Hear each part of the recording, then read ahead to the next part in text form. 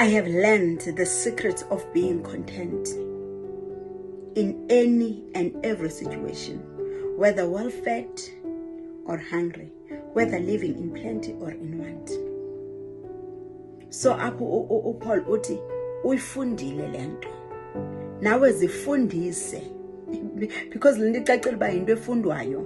Zifundise ukonela, ngoba sinabantu kule mihla esiphila kuyo that always compare their lives ngobomi babanye abantu.